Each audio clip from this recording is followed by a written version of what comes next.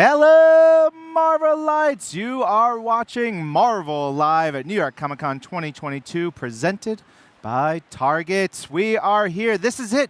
This is the end. Put on your booties. This is coming to a close, y'all. We have a lot of fun stuff still to come. I just got word. I'm going to tell you. Do you want me to tell you who's coming maybe to the Marvel stage? I'm not going to tell you because it may not happen. But it's going to be fun. It's going to be cool. You can see the shot. I'm going to put my hand up. Hi. How y'all doing? Woo, woo, woo, woo, woo. We are here wrapping it up. Somebody made the decision to say, just put Ryan on at the end of the show. He's not super tired. He's not been doing crazy stuff. He's not going to say something really messed up, which I won't, because I'm very excited. We need to hear from you. I want to know what you have been thinking about Comic-Con. Use the hashtag Marvel NYCC when you're on social media. We're on Facebook, Twitter, Instagram, TikTok, Twitch, YouTube, all those places. Of course, at Marvel everywhere. We are wrapping it up. If you've missed anything, you can go to marvel.com/NYCC. Catch up on all the highlights. We still have stuff to come today. I was really lucky. I got to go down to Artist Alley yesterday and saw a whole bunch of friends, people who are making amazing Marvel comics, and saw all of that. Just a couple minutes ago, we did the kids cosplay photo op and little event here at the stage, which I brought my 3-year-old up, and legally, you can't see any of those pictures. You can't see the video of that.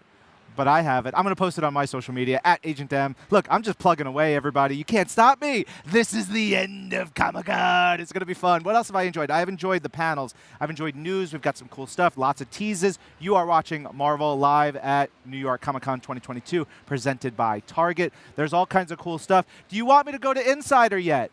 Does that sound good? Yeah, baby. Let's tell you about Marvel Insider, because every day here at New York Comic Con, we've had a special Insider code. You can see it up on your screen. It is EL61. Go to marvel.com/insider. A special bonus will get you with that code. You can go there, redeem it. It will give you 1,000 bonus Marvel Insider points. And if you enter all 4 codes from each day of New York Comic Con, you will receive a code for a digital comic, Immortal X-Men #6. So, hopefully, you've been watching all 4 days. If not, you done screwed up, y'all. What were you doing with your lives? I don't know. I'm not sure. But there's a lot of fun stuff still to come. Maybe we'll have special guests. Maybe we'll show you some different things. But most importantly, we've got highlights from yesterday. I know there's some cool stuff that they want to show you. Can we roll the videotape, please? To be roommates with Chamber. Don't really know why. I have such an affection for that character, but I do. I think he's pretty cool. It's great design. He's kind of surly and grumpy like me, so I think we get on pretty well. I'm going to be cheeky and say that my favorite characters to draw, it's not just one character, it's like all of the Fantastic Four, because like it's just fun to draw them as a group anyway. And there's just a wide variety of stuff to work on there, so yeah, they're my favorites. You like body horror, romance, and very stupid dialogue. You're gonna really like this Deadpool. I'm so excited for you to read it, and the art is beautiful. It's by Martin Coccolo. It's colored by Niraj Menon, and it's spectacular. So please check it out, and I hope you like it.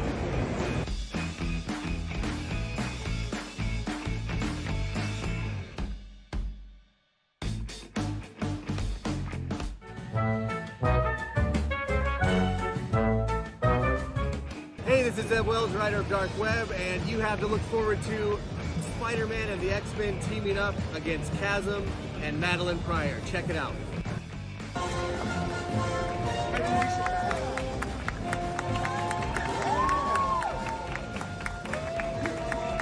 Hi, I'm Samira Ahmed, the writer of Miss Marvel Beyond the Limit, and I am such a huge Kamala fan, and that's why it's so exciting to be able to write this book. I think my favorite thing about Kamala is that she is just an ordinary girl with ordinary problems and crushes and butting heads with her parents, and then she's able to do extraordinary things. And the thing she tells us is that everyone can be a hero. It's really hyped for you guys to experience Riel's journey, both discovering the weird vampire stuff that is in her family and also around her. Comes out in February, and I hope you guys not only enjoy it, but get to see a little bit of yourself in her too.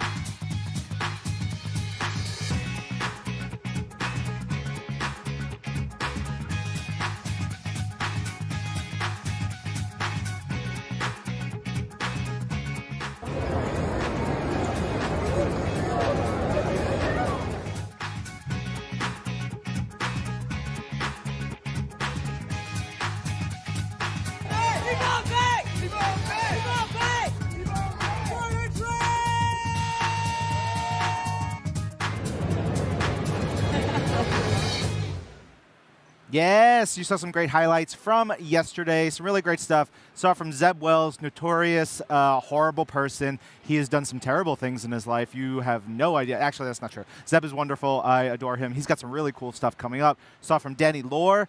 They have some great comics. They've been doing some really good things. And, oh, man. Bloodline, the Daughter of Blade, is going to be just crazy good, y'all. Lots more. Now, we saw some cool cosplay in there. You saw from the Women of Marvel posting from the Marvel Becoming Cosplay contest. Well, we actually have a ton of footage because I was on stage for that whole thing. Blew my freaking mind how awesome those costumes were and the work that those costumers put into it. So why don't we show you some really great highlights from that costume contest we had last night.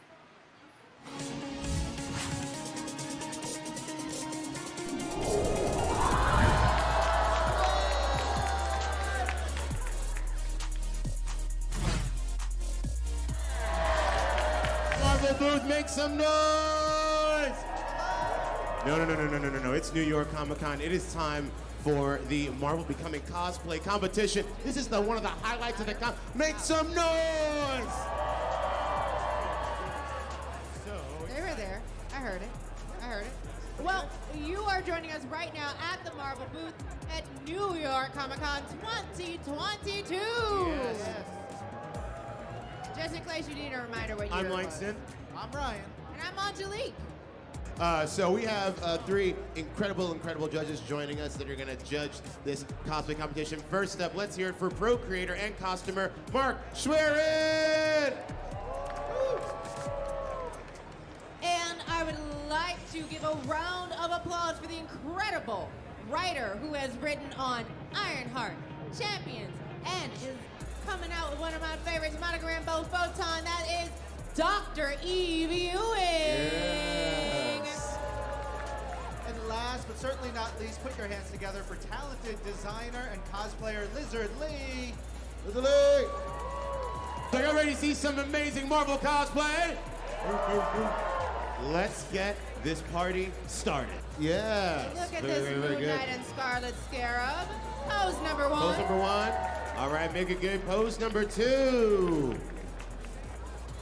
Oh, my goodness. Wonderful. Coming up now is Chris, who is Miles Morales Spider-Man. Miles. Looking very comfy, looking very good. Hit that first pose number one.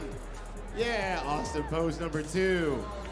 Nice. Looking good, Miles. Wonderful. What that turn you get? No, thank you for this. Thank you. Awesome. Swing Well on done. out Awesome. here. Have our first alligator Loki. Alligator Loki. Oh, here we are, right here. You're right there on your mark. Perfect. Let's hit pose number one. Pose number two. Aww. Wicked. Oh, yes. Pose number one. Pose number two. Oh, wonderful, yes. Yes, strut the stage, absolutely. Hit that mark right there. Pose number one. Pose number two. Unbelievable. Thank you so much, Anna. Great. We have Casey here, who is Eternity with a little surprise. Whoa! Wow. Yes. Oh, little baby Galactus. Is it a baby Galactus? Baby Galactus. Everybody was a baby at some point, even Galactus. Even that very large. I love those eyes. Oh my goodness. Pose number one. I'm so enthralled. I forgot to do my job. Pose number two. Unbelievable. Oh, Thor. Yes. Oh, I love those sleeves. Pose number one. Ooh. Pose number two. Yes. Awesome. Here Wait, we is have that a tiny Ant-Man? Renee with a wasp with a tiny ant. Oh my goodness, amazing. Let's hit pose number one. Pose number two. Leah and Ultimate String. Ooh, an ultimate string, yes. All right, let's see this. Pose number one. Pose number two. Kate Bishop. Hawkeye. This marker here. Pose number one. And pose number two. Yeah, so I think we got, all right, here we go. Pose number 1. And pose number 2. Oh yeah, I think someone's about to, yeah! Oh, worth the price of admission. Deadpool! Oh. My friend, how are you? Had this pose Speaking of number 1. struts. Yes. And pose number 2. Magnificent. Oh, look at that. He's getting the way. Hey. With a Oh. Moon Knight. A A strutting strutting Moon Knight. Get pose number 1. My goodness. Pose number 2. Nelson. Shadow Knight. Yes. Awesome. This is Shadow Knight. This is awesome. Pose number 1. Oh boy. Pose number 2. Very good. Daredevil. Oh, yes. Daredevil the has had a Daredevil. nice- Mark, pose number 1. Nice. And pose number 2. Jeez. Pose number 1. Yes. And pose number 2. Welcome, Aaron. and Hello. Miss Marvel. Pose number 1. And pose number 2. Outstanding. Thank you so much. Thank you, Aaron. Wonderful. Scarlet Witch and Ooh, Deb and Chloe, Oh. wonderful. This looks good. Let's get y'all in position. Pose number 1. Well, that comes in handy. And pose number 2. My goodness, thank you so much. Pose number 1. Perfect. Pose number 2. Yes. Wakanda Storm. Janae, yes. Hit this mark Wow. first. Pose number 1. Wow. And literally is making the Right. weather. Pose number 2. Oh my goodness. Very good. Rocking the blue and yellow. Oh, with the sideboard So leg. good. Hit that marker, yo. And here we go. Pose number 1. Pose number 2. Unbelievable. Thor. coming Yes. Rock and roll Thor.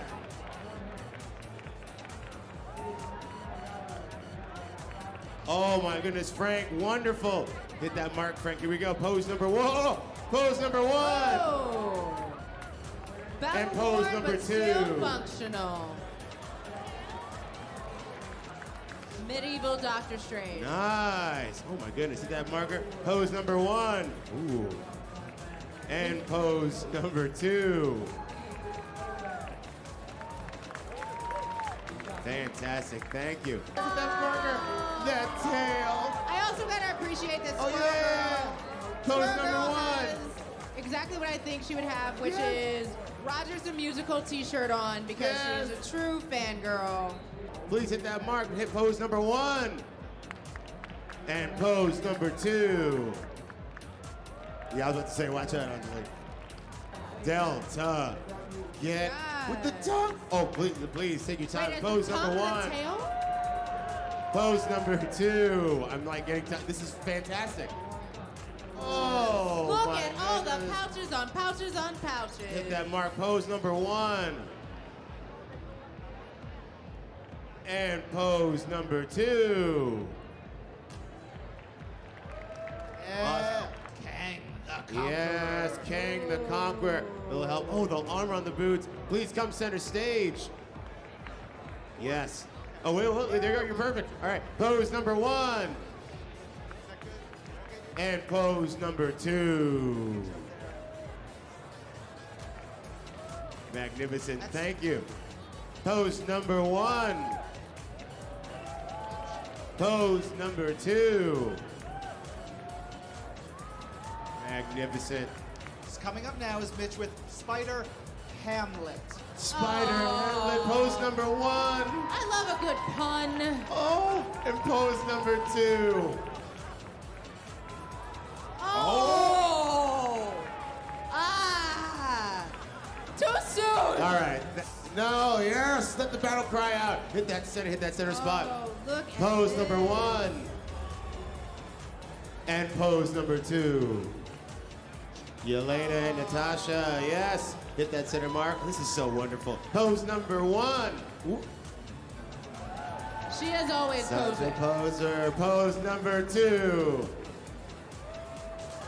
Nice. Cool, hit the center mark. One of the things we always love about cosplay is, again, taking all these characters different time periods with pose number 1.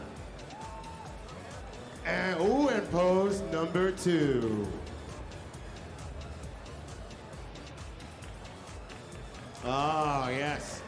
That was wonderful. Truly how the West was won.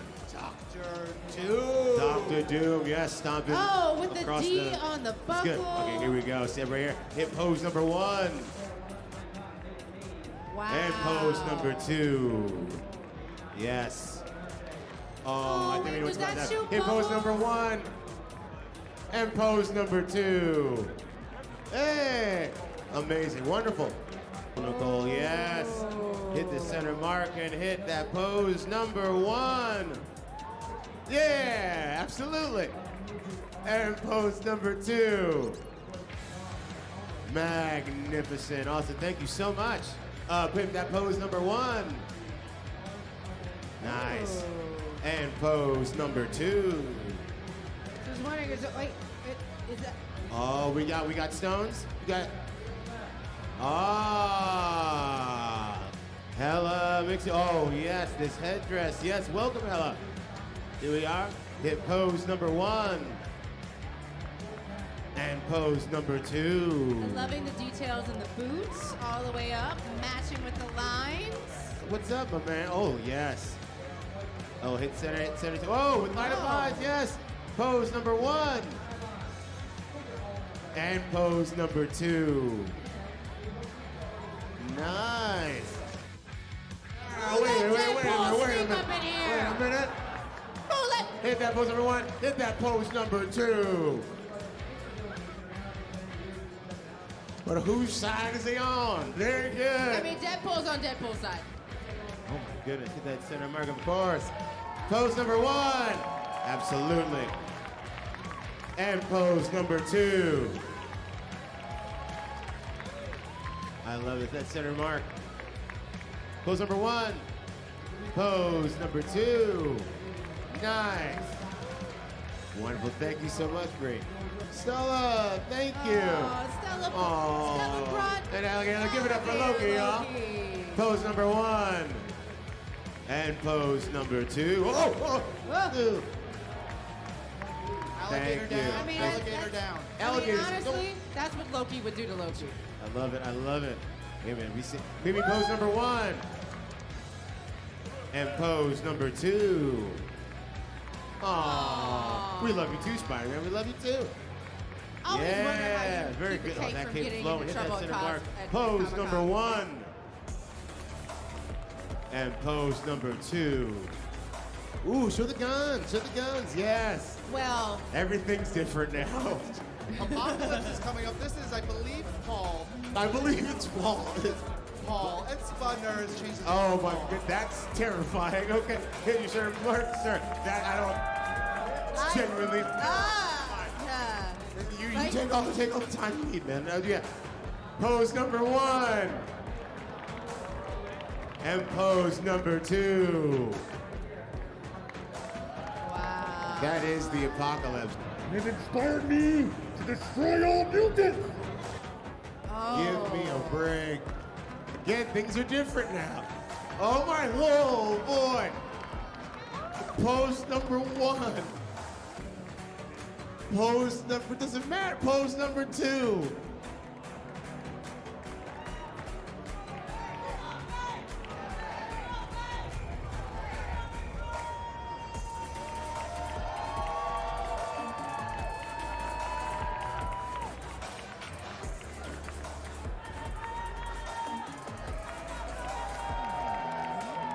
Great interpretation of one of these characters. Magnificent. Oh, light up eyes. Hit pose number 1. If you look at the helmet, you can see the Yes. details, the hieroglyphs are in there. And pose number 2. Oh, and anyone who knows me knows if this is Taskmaster, we already have our winner. Yes, pose number 1. And like what you pose like, number Langston. 2. Oh, you know. If this is Taskmaster, I don't know. Oh, America Chavez, yes. What I love about this America Chavez, it comes with all of the tips for multiverse travel. If you can't see it, the tip number 1, carry a towel. Tip number 2, Hey, Pizza Papa. Tip number 3, you don't know anything. And tip number 4, green does not always mean go. All of Except these are in this very multiverse it does. So look both ways for across the street, please. Magnificent. Hit pose number 1. And pose number 2. Yes. Kira, yes. Oh, with the white and gold. Yes, please. Hit that mark. Pose number 1. And pose number 2. Yes. Steampunk Conchu. With them lips. Yes. All that's missing is the goldfish. Yeah, let's go. Oh my goodness. Hit pose number 1. And pose number 2. Hi, judges. Oh. I don't envy you at all. Yes, yes, yes. I'm gonna give a round of applause to the judges. Tough job. A very, very difficult job. Okay, and now it's time to announce our winners. But first, give it up one more time for everybody who competed. They were incredible. This was very challenging for us. In third place, we have Dead Strange and Scarlet Witch. Yeah. Here they come. Here they come. Yes, move on in, Phyllis. In second place, straight from the Elizabethan era, Spider Hamlet. Yes.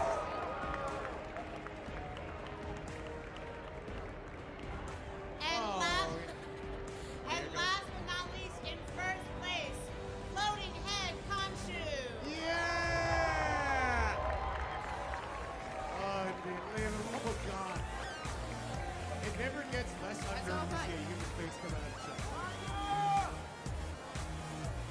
Let's have a big, big New York Comic Con round of applause for all of our winners and honorable mentions. All right. I want to thank you all so very much for coming out to the Marvel Becoming Cosplay contest here at New York Comic Con 2022. This has been amazing.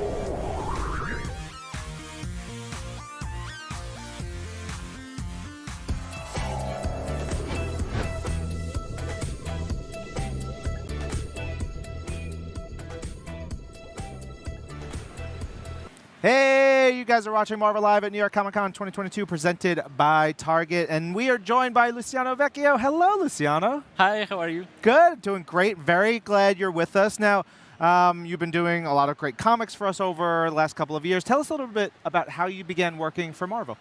I've been working in comics for a long time, and I think the first stuff I did for Marvel was because they saw my TV shows work at other publishers, and so I started doing Avengers, Earth's Mightiest Heroes, and Ultimate Spider-Man, which were the TV shows at the time, and I was doing the comic version. Yeah. And then with time, I grew to be able to work with my own style in the main Marvel universe, and even write myself, so it's been a journey. It's been great. You've done some really great work with Ironheart. Tell us a little bit about, what stood out to you when working on a character like Ironheart? It was the most awesome experience. Actually, yesterday I met Evie Wynn for the first time in person. After one of the best collaborations in my career, not just the character, but the collaboration with Eve was such a enriching experience, and it also was my introduction to Marvel Universe proper, and it was a character and a story that really resonates with the way I approach comics, superhero comics, that for me are an empowering tool that we as marginalized people in the entertainment industry field are reclaiming for ourselves. That's great. It was It's got to be fun because everybody, so many people now know Ironheart and will know Ironheart within the next couple of weeks. It's got to be fun, especially for you. I'm so looking forward to see her. And having known you are such an important part of telling her story, and now it's like you get to see her float out into the world. Yeah, that's amazing. It's amazing. You, of course, worked on Marvel's Voices Pride, which is something that's near and dear to many of us at Marvel. What's it meant for you to be sort of a part of that series? You mentioned marginalized people and doing that and that being in your mindset. How does that feel? Well, I am a queer creator, and I also come from Argentina, Latin America. So the fact that the Marvel Voices platform also allowed me to write my own stories beyond being an artist for others writing. It's so much more than I ever dreamed it was possible for me. Because I have a very particular and specific point of view and sensitivity to share and to provide to these characters. Especially, I'm very proud with my Iceman series that came out this year in the Marvel Unlimited platform, inside the Marvel Voices brand, because it gave me the opportunity to really go deep into what a queer superhero can be in ways that we hadn't seen before. Yeah. So I'm very happy about that. Yeah. And it's great because, queer superheroes can be so many things, and there's no simple shade of it. And it's so much. The more stories we have, each story has the opportunity to focus in that character, that experience, and it doesn't have to wear on its shoulder the weight of representing everything. Everything, yeah. Iceman can just be Iceman now. Yeah, it's great. Of course, before, we got to talk about Edge of Spider-Verse, as Nick Lowe would say. Tell me, what did you do for Edge of Spider-Verse? Tell our fans. I did the art for the Spinstress story, which is a magic princess Spider-Man, Spider-Woman, who sings and has a talking spider friend, and it was super fun. Bringing the inspiration from other universes into the Spider Code, and the work from the colorist and the writer, and everything just clicked, and it created something very special, and I think it was a hit because of the response I got. Yeah. If we don't get an animated movie out of Spinstress at some point in the future, I will be very perturbed. Everybody can see. At least an appearance in Spider-Verse movies. That would be amazing. Something like that. That would be really cool. And also, from being from Argentina, coming here to New York Comic-Con, how much fun is it to just actually see fans in person again? It's super intense in a very good way. Yeah. I've been missing this. Yeah, it's great. This is my first big show in a few years, and it's very. I usually say it's exhausting, but very recharging at the same time. It's great. But because it's inspiring that people give back the love you put in the work, and I don't know, it's like a synergy. Yeah. Before we let you go, where can fans find your work next? What upcoming project do you have? There's nothing I can talk about right now. But Cut the interview. We're done. There's a bunch of cover work that's already online and seen. Yeah. My most recent is Iceman and Spinstress on Spider-Verse. There's more to come, so it's going to be great. Thank you, Luciano. Thank you.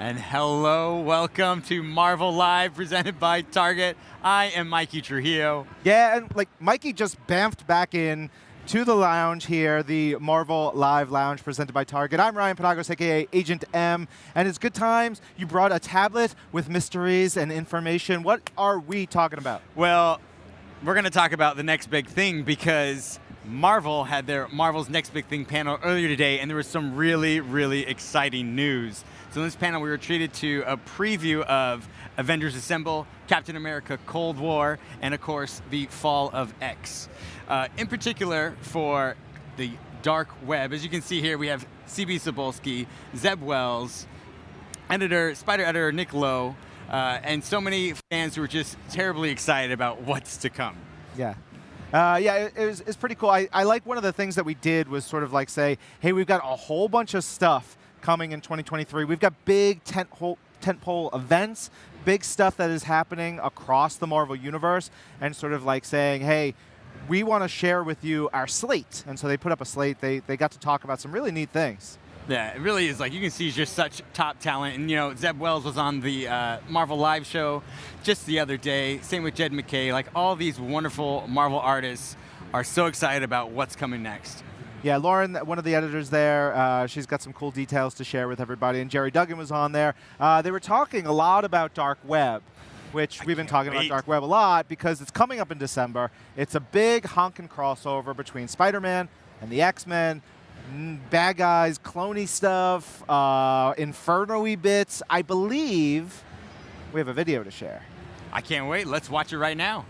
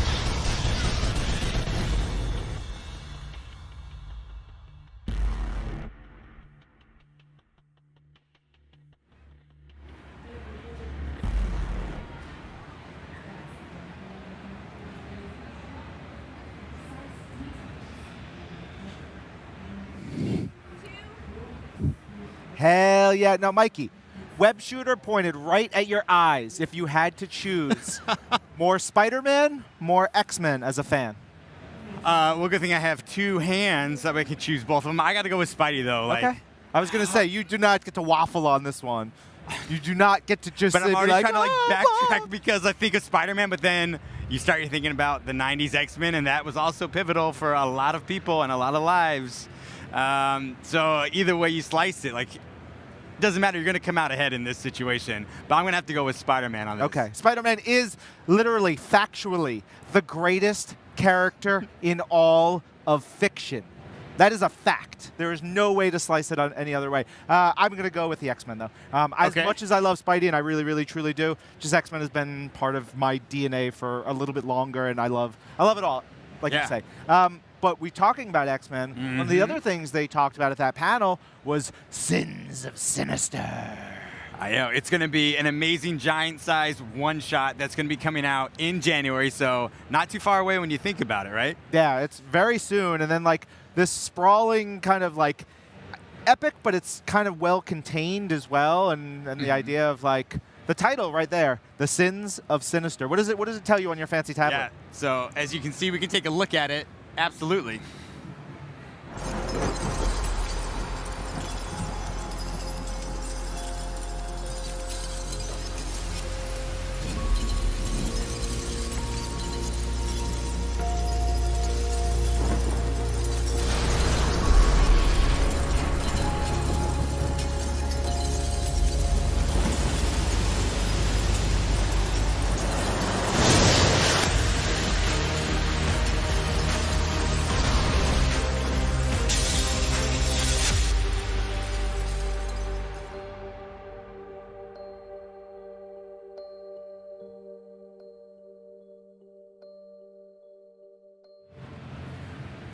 And that looks absolutely stunning. But what else would you expect from the Sins of Sinister? Yeah, I got the full rundown of what that story is and what's coming up in it, and it's cool. I like comic books. That's just who I am, you know, whatever. And those are going to be some good comic books, some good X books. Are you just able to share No, get one the hell little out thing? Of here. Come I on, I thought we were damn friends. thing. I thought we were friends. I love when I get like heated and I watch our producer Larissa's face being like, what just happened? And she like the panic on her face. This is Sunday at New York Comic Con, everybody. I know Beckford Designs, you're watching. You're like, this is the kind of energy I need. I think maybe it's just the Sins of Sinister come out in unique ways, even amongst us hosts. Yes. But anyways, there was also some very exciting news from the Marvel's Voices panel that was also today at New York Comic Con. It's Yesterday, I believe. These were yesterday panels. But we didn't get to cover them because of when our live stream happened. So this is cool for us to be able to recap these things and make sure you guys get all the information. Marvel's Voices there, of course. Beautiful stuff. They showed off different art and had great panelists. There's a book we've been talking about for a long time, which is Bloodline, Daughter of Blade, written by Danny Lore. Danny's been like getting so excited for this for so long. They've been working on this, and it's finally coming together. Yeah, you're talking about Marvel's Voices, Wakanda Forever, #1. Going to be a big sort of anthology book. Silver Surfer Ghostlight. I can't wait. So good. That's a it looks beautiful, so good. beautiful cover right there. Yeah. Eve Ewing here. If you were watching the stream for a little bit, Eve also judged the cosplay competition we did yesterday, so Eve's fantastic. Yeah, photo there, that's Danny Lore, going to be doing some great writing. So it's just, they had some wonderful people on the show. I will tell you, one of the things I'm most excited about is what they talked about at this panel, which is Bishop War College. And Bishop War College, going to be written by Jay Holtham. Look, you give me Bishop, I'm happy. I just want to like rub it all over my face and be like, look at that mullet. Look at that giant blaster. I mean, he has the M over the I. Agent M. I'm just saying, it wouldn't be that far of a stretch if you were able to do that. I know. I think they want me to stop talking, but you know what? I'm never going to stop talking, except for right now, because we want to show you some photos from around the con, which is actually super cool. Lots of stuff to see. Let's check it out. All right.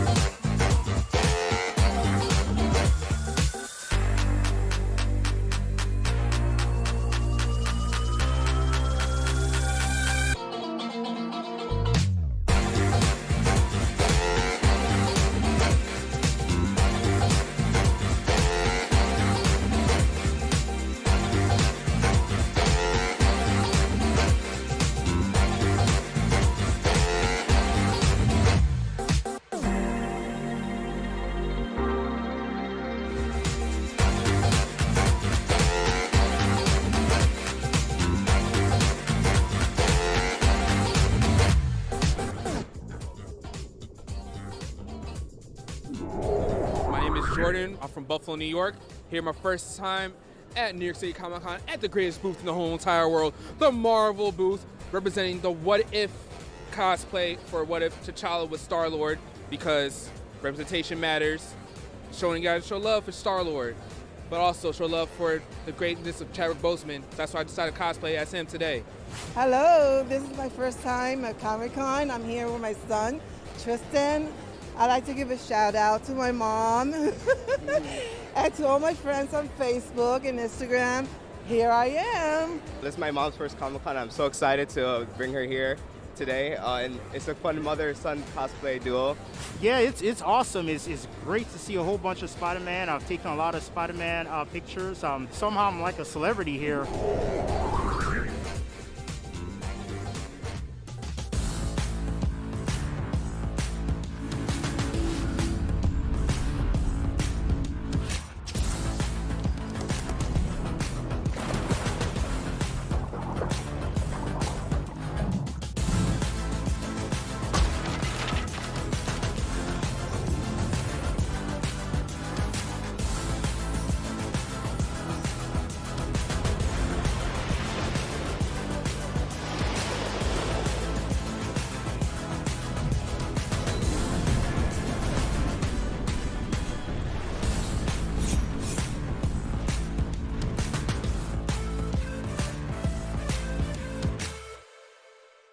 Welcome to Marvel Unlimited. Explore the Marvel Universe. The characters you know. The stories you love. All for a low price. All in one place. All at your fingertips. This is Marvel Unlimited.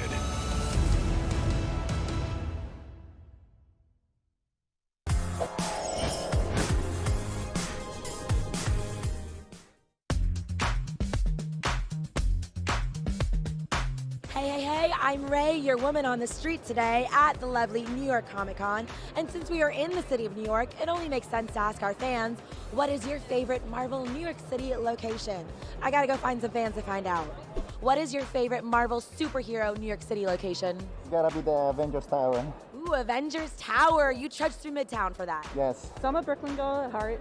So Captain America's stomping ground, Brooklyn, all the different alleys that he got beat up in. I would want to tour that, yeah. I actually just want to go on a bus tour of all the alleys that Cap suffered in. What is your favorite Marvel New York City location? I'm going to say Bryant Park.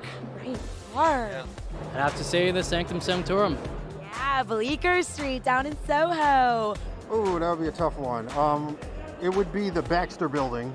It's got to be Avengers Tower. Ooh, okay. Why? Why? It's right in the heart of everything, right by Grand Central. It's fantastic. You think you'd take the stairs, you'd take the elevator all the way up there? Definitely the elevator. Stay tuned for more Marvel coverage from New York Comic Con.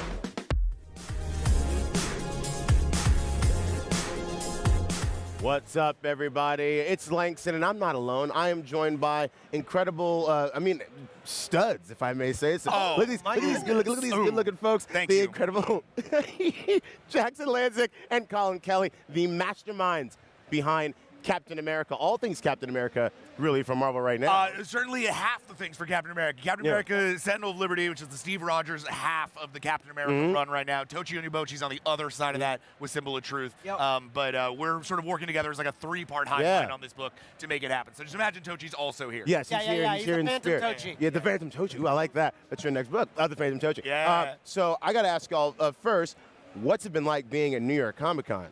What's the experience been like? Absolutely unreal. The last time we were at this show, we were 2019. We were much younger men. Our careers were in a very different place. In fact, we were just effectively hustling, trying desperately to get work at Marvel. No. We were like, we came to New York specifically because like Marvel was here. We hadn't done anything at Marvel. We really wanted to work at Marvel, and we had one meeting, only one meeting the whole weekend, that was just with Alana Smith, who's the editor of the Captain America books that we are currently doing.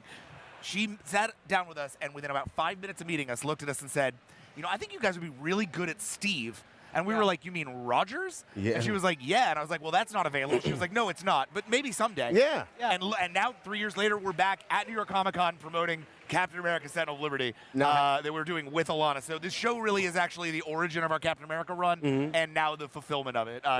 It's really cool. That's great. So talking about this character, Captain America, to say iconic is kind of an understatement in terms of not just for the Marvel fans, but within the Marvel universe. Captain America is this benchmark persona. He is the character. superhero for superheroes. Exactly. So what has it been like, kind of like, again, like shaping this this book and this story along with Tochi, and especially shaping Steve Rogers, who's been through so much, and so many stories have been told. The big marker for us on coming onto this book was that it wasn't a Captain America book first. It was a Steve Rogers book first. And that everything that you were looking for out of a big wham bam Captain America book was happening over in Symbol of Truth with Sam Wilson out there being the Captain America for the world. This book is about Steve Rogers moving back home, moving to Lower Manhattan, because that's where he's from in the comics, not Brooklyn. Surprise. Fun fact.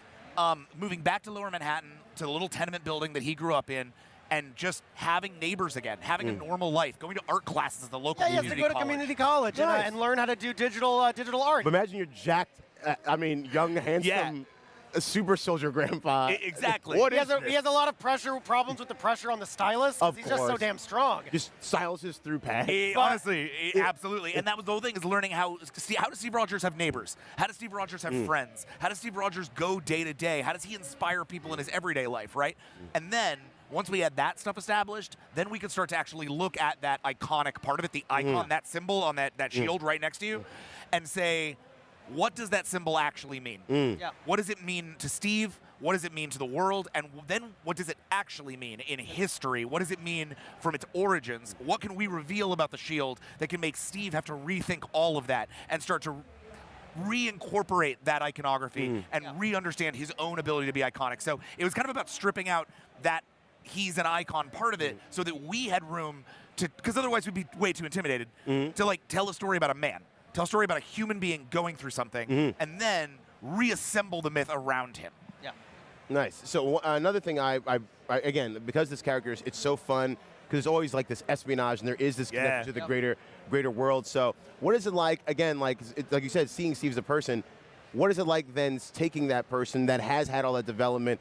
Does that affect him in his role as Captain America? Does that kind of affect how he operates and how he fights the forces of evil? Oh, absolutely. Because in assembling a group of people, normal civilians around him, and getting him back in touch with it, it really means that there's people for him to save, right? And that's the thing you always, we get so caught up in the Dr. Dooms and all the other great wham bam clashing, but at the end of the day, superheroes are rescue workers. They save people. And so being able to bring that, and then also teaming it up with Bucky. Right? We are two best friends who write about two best friends. And our big core there was you cannot write about Steve without also looking at Bucky Barnes, which is obviously a friendship. But as they start unraveling the mysteries of the shield, the inherent, the secrets that it holds, it's going to start ripping these two men apart. And if anyone has read issue 5 yet, it already did. It just did. End of issue 5 of Captain America: Son of Liberty blew up their friendship, and issue 6 is going to deal with that very directly. And then we have this Winter Soldier special coming out in conjunction with that, with art by Kev Walker, that's going to tell you a whole new status quo for Bucky Barnes and bring him into a new mission, give him a new costume, a new look. We're really pushing these characters forward into their next incarnations, and we're seeing what new story territory we can find out of these guys. And to your point about following him going into action, now that we know that he's Steve, one of the ways that really helps is that now we know the man behind the shield and the face. So if you've spent half the book just meeting Steve in his world, and then he goes into 10 pages of kicking the crap, throwing his mighty shield, throwing his mighty shield. You also now know what's going on behind that man's eyes. You know the pain he's going through or the confusion he's going through. You know the human side of that. So it hopefully makes all of that wham bam awesome killer Captain America fun time meaningful and like rooted in soul, which I think we all want out of Captain America. Yes. Well, I'm excited. I'm sure. I'm just excited. I have a shield at home. I have a shield at home now. You've been saying we need to get one to share. You have to get one. You can't. How y'all not have shields? Yeah, I know. Oh my goodness. Felt too good to be true. Right, Jackson, Colin, thank you so much for joining me, and all of y'all check out Captain America: Son of Liberty and all the cool things happening from Captain America from these folks and Tochi, and be sure to check out all the cool things happening here at Marvel. Thank you so much for joining us. Hi, I'm Jess. Hi, and I'm Bernie, Jess's dad. I'm dressed as Spider-Man from Spider-Man Homecoming. And I'm Ant-Man. And we're just really excited to see the art and hang out with a bunch of our cosplay friends today. Let's see the helmet. Let's see the helmet. Yeah! Hi, I'm Stella, and I'm cosplaying Sylvie from the Loki series, and I'm here at New York City Comic Con. It's just a good time. I'm here to see all the cosplays and wear a lot of Loki. So, and run away from the TVA. Don't tell them I'm here. Hi, I'm Tanisha, and I'm doing cosplay today as Gamora. I'm originally from the Brooklyn area, but I now live in the DC metro area. Hi, I'm Archie, and I'm portraying Thor Brodinson. And this one is for Jack King Kirby, baby. This is what I'm talking about. Thor came out the year I was born.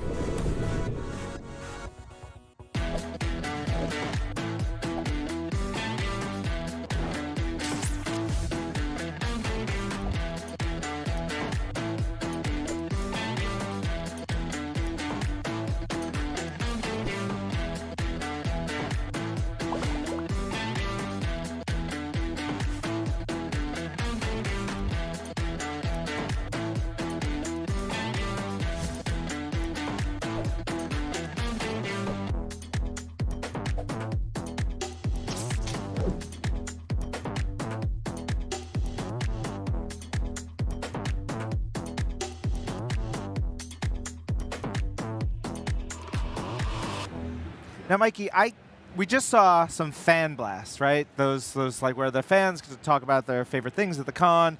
I take offense to that name. There's no blasting going on. Why aren't we giving these fans like fire hoses and letting them just blast each other across the convention? Let's do it, right? Next year. Okay, you heard it Mark here my first. words. Fans are going to be blasting themselves all across this convention. It's going to be fantastic. It's going to be wonderful. We are also seeing some cool Marvel Insider stuff. Mikey, tell us, what about Insider? Marvel Insider, it's the next best thing. If you haven't done it, you have to do it. We have the day 4 code. It's going to be EL61. That's EL61. If you're going to go to marvel.com/insider, and then you can receive a special bonus just for entering that code for New York Comic Con 2022. You'll get 1,000 bonus points. And if you enter all 4 codes from each day of NYCC, you'll receive a code for a digital comic, none other than Immortal X-Men #6. Marvel Insider, one quick thing, is only open to U.S. residents 18 and over. Code valid until October 10th, 2022, 11:59 p.m. Eastern Standard Time. And of course, as always, terms apply. There's a lot of words there. Just go to marvel.com/insider. Pop that code in, baby. Get some of them sweet, sweet points. Do something fun with your lives. Come on.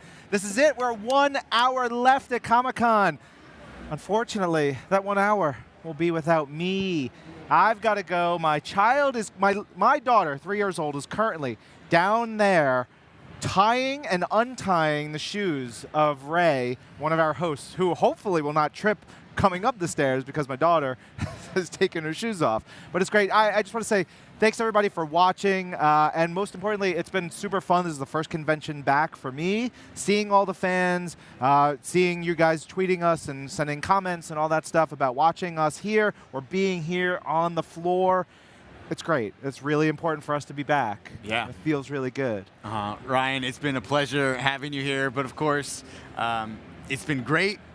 But don't go away because we still have more great stuff. We are actually going to take a look at a Funko booth and other great stuff that's going on here around the con. So please stick with us. Ryan, always a pleasure. Hope Thanks, you Mikey. enjoy your time, and watch out for those shoes. Make sure they stay tied together. That's right. See ya.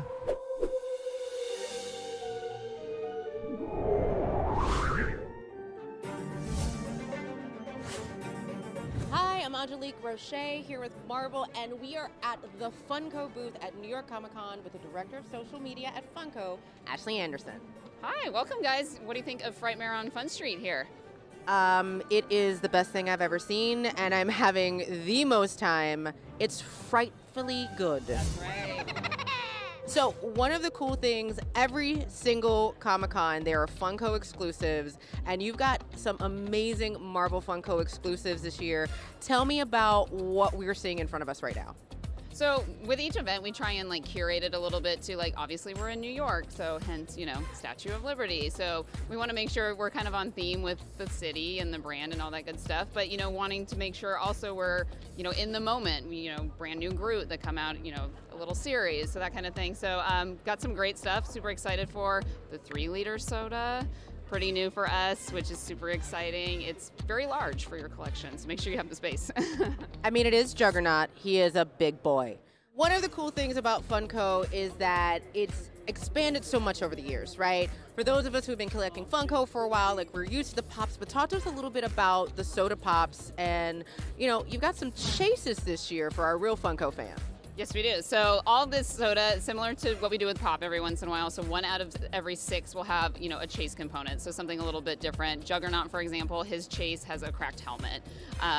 Phoenix, her chase component is a diamond collection, so she's all sparkly compared to the regular one. So I think it's just super fun because they're blind. You don't really know if you get it. A lot of people end up buying, you know, a couple of them, at least 2, just so they can try and get that chase. I love it so much. And so one of the other things that's really great about this is that Funko has been doing Marvel Pops for a really long time, and one of the things is that every single movie, every single show, we get new iterations of our favorite characters, and we've got a brand new Nick Fury that's changing with Nick Fury from the MCU. So talk to us a little bit about this Nick Fury and maybe the evolution of Funko over the years with Marvel.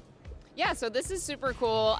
You know, we just did our 1,000th Marvel Pop this year, which was Doctor Strange. I'm not sure what number we're on now, but you can kind of see, you know, from the beginning of time to now, they're getting more detailed. Nick, of course, has his iconic eye moment here. Yeah. So yeah, so you can just see like they get a little bit more detailed, really in line with the character and the show or movie or whatever they're in at that time. So for those who are not here at New York Comic Con, who may not have had a chance to have gotten their reservation, because man, you got a line outside, where can folks get these exclusives after the con is over?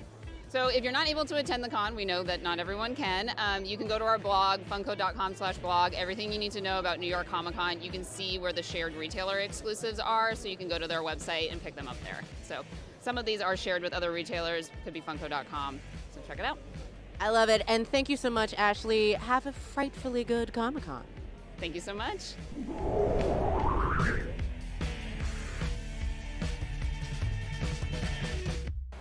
Yeah, we're back here with Hacksaw, Jerry Duggan. Hello, Jerry. My favorite wrestler growing up was always Macho Man. Oh. And on the schoolyard, I was Hacksaw. And now I sound like Hacksaw, and it's only been 1.5 days of New York Comic Con. Yeah. Or 2 days of Comic Con or whatever. What is time? Yeah, what is time? Anybody watching, if you are coming to Comic Con, bring a giant 2x4 to give to Jerry here at the convention. That would be terrific. And then you could talk to him about all the comics that he's writing, like X-Men. Man, let me be honest with you. I love you. I adore you. You're one of my favorite people in comics, Love you too. personally, professionally. And the first issue or two, I was like, okay, this is good of X-Men. But I was like, all right, this is good. I like it, but I need more. I wasn't 1,000,000% onto it. And as it's gone on, it's been one of those books. Every time I get an issue, I read it and I go, damn it. It's so good. And then I reread 1 through 6 recently because someone on one of our podcasts wanted to talk about that arc. Oh, awesome. And having read it then as a solid story, I was like, this is so friggin' good. You guys have been killing it. Well, thank you. I'm so lucky again in collaborators, Pepe and CF, and it's a murderer's row of art talent. And, you know, we pitched a beginning, a middle, and an end, and we're executing on it now. And the best is yet to come. The next year is bananas. If you've been having fun now, you're primed for what is to come. Yeah. And I think we're teasing what we're calling the next era of X-Men at the Next Big Thing panel. Great. So yeah, we'll be talking all about that news throughout this weekend. One of the great things about what you guys have been doing over on the X-Books is elevating characters. And I know you have characters that you love in the X-Books and seeing them in there. I'm a huge Forge fan, so seeing Forge in the book awesome. makes me too. so happy. And he's so good. But we were doing a thing on the stage this weekend, and I asked, what's your favorite X-Men character? And a guy said, Sync. And oh, awesome. Which could have happened, but I feel like you're kind of pushing Sync and showing how amazing that character can be. Well, Jonathan and Mahmoud Asrar there's an amazing story that they did in the vault, and what a gift it was to the character, but then hopefully to all of the fans. Yeah. Even if you weren't a Sync fan, I feel like that story made you a Sync fan, and so I'm just trying not to fumble a torch. And Please don't fumble the torch. Everything then gets burned to the ground. Fire arrives. No, but when you have Pepe and CF and those artists, it's just a tremendous gift. It's a real privilege to be writing X-Men now. Yeah. And Sync is one of my favorites now. So good. Yeah. I really, going in, it was Cyclops. And now if you're taking one of them from the team, I got to give up Cyclops. Yeah. Wow. You know what? That's fine.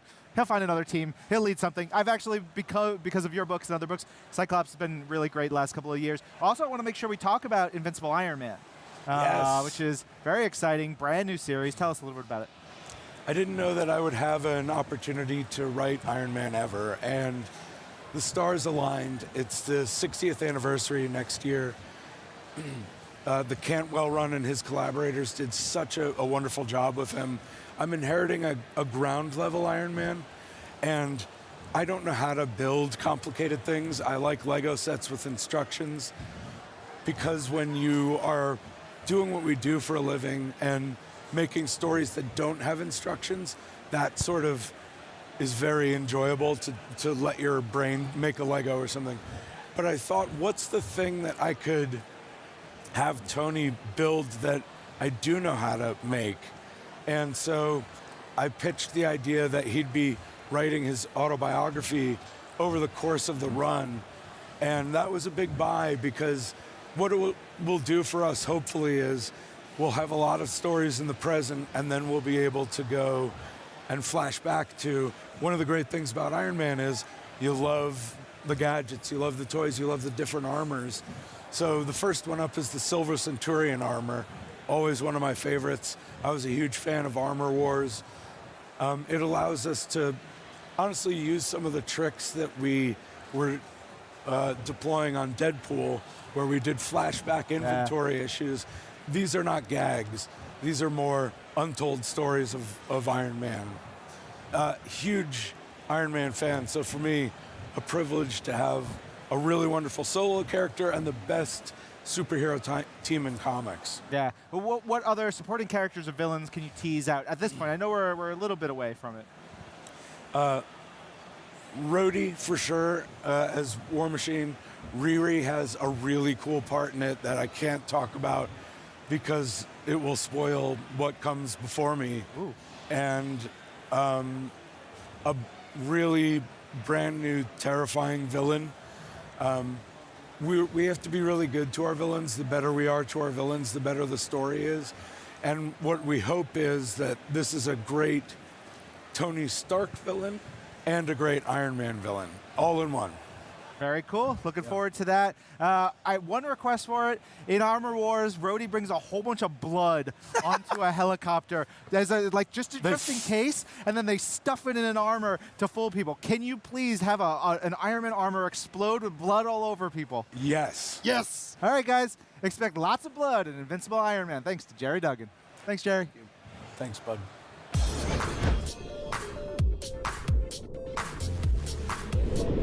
Hi, my name is Kate. This is my 8th year coming to New York Comic Con, and I am very excited to see the wonderful costumes they have on display here at the Marvel booth.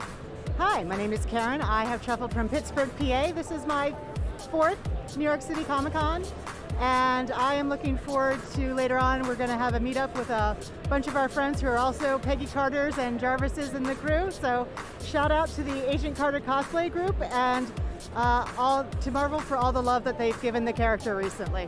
My name is Dan. I'm Mish. And we're super excited. So this is actually my first time at Comic-Con. Yeah, his first New York Comic Con. I've been here a few times. I'm excited to be back. Learning all the ropes from you, and we decided to dress up as our Loki variants, as in real life we consider ourselves variants of each other, so why not dress up as the most famous variants in the multiverse, right?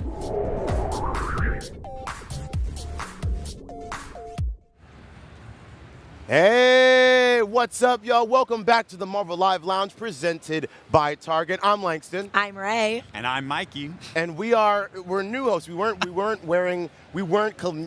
and I weren't collectively wearing Orion suits. This is true. This is true. We were actually elsewhere. We considered it.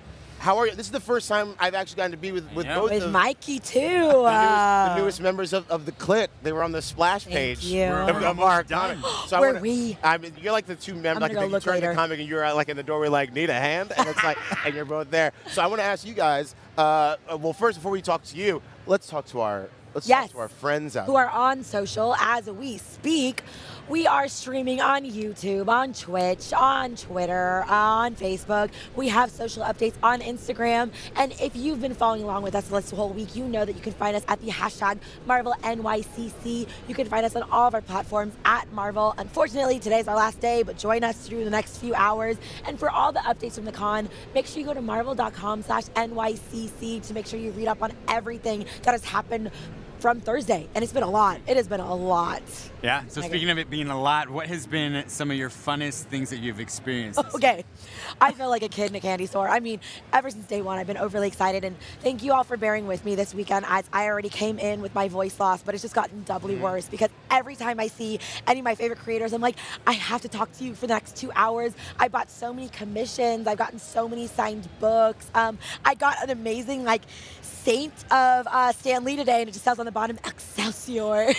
So it has been buying everything and it's like meeting everyone for the first time, because for me, this is my first New York Comic Con on this level. So getting to see all the creators behind everything that I've been reading for years is just joyful, tears, emotional. I've loved it. What about yourself, Mike? You've done such a great job with the fan blast too, and showing off all the cosplay. Thank you. So for me, seeing everybody's cosplay has just been a surprise and delight every moment, because you walk around a corner around here, and then all of a sudden it's bang, there's Red Guardian. Bang, the whole Fantastic Four is coming at you, and Reed Richards' hand. You know, he can stretch up to 1,500 feet, but this arm was just going and going and going. It was that intense. So my favorite, though, you saw it too when it was Ben Grimm, the ever-loving. Oh, yes. And he had the perfect voice, and his mouth was moving. He said, Johnny Storm, Sue Richards. They did, I don't think they moved from the outside pavilion. Everybody was thinking it was him and a Dr. Doom. They didn't move at all. And again, that's the great thing, right? It's the cosplay. I mean, not just because we had the Marvel Becoming Cosplay competition. I will say in my time, because I've been going to New York Comic Con since before I worked here at Marvel, since I was a kid. That was the largest that I have seen in years cosplay company. We had, I would say, I think we had to cap it maybe at 100 cosplayers. And we had some amazing judges that had an unenviable task. They had to do it right up here. We were waiting for the white smoke to come out and find it. And it was this amazing Khonshu won, of course, from Marvel Studios' Moon Knight on Disney+. Yes. It was this cosplayer. She had mastered how to get the head to float by being in the chest and having a headdress that had the wires going up, kind of those ethereal Khonshu connectors. Yeah, they were wires that were waving in and out. I've also it's been really cool to see all the creators get to meet all the Marvel fans. All these fans that read these books and love these characters. They want to come here. They want to get stuff signed. They want to nerd out and meet. You know, how many times in your lifetime are you going to get to meet some of the creators, some Adam Kubert, you know? Yeah, exactly. It's so great. And not just one time, but multiple times throughout the convention. It's oh, there's Adam Kubert again. Well, hello, my friend. We know our fans obviously wanted to meet all their favorite creators, but they also wanted to meet some of their favorite comic book characters. That's true. As it is as well. And we actually had some amazing actors, and then we also had the creators behind Ultraman here as well doing a signing. I believe they also did a Q&A as well. Unfortunately, I missed it. I haven't been able to see it yet. But let's take a look at how that went yesterday.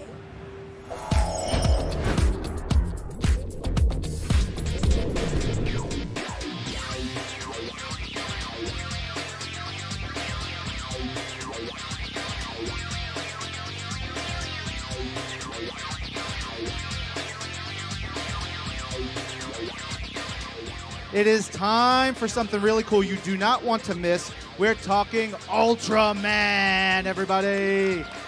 Heck yeah. But I can't do that by myself. I need to welcome some amazing creators. So Ultraman is, he's the original. He is the original transforming hero from Japan, co-created by E.J. Tsuburaya, who's created by E.J. Tsuburaya, who's a co-creator of Godzilla. That's how far back it goes. When Marvel approached us to come and do an interpretation of Ultraman for American comics, for me, there really wasn't a better fit. From my point of view, artistically speaking, handling a so much iconic character, my goal was to respect the character self and giving him a Marvel touch.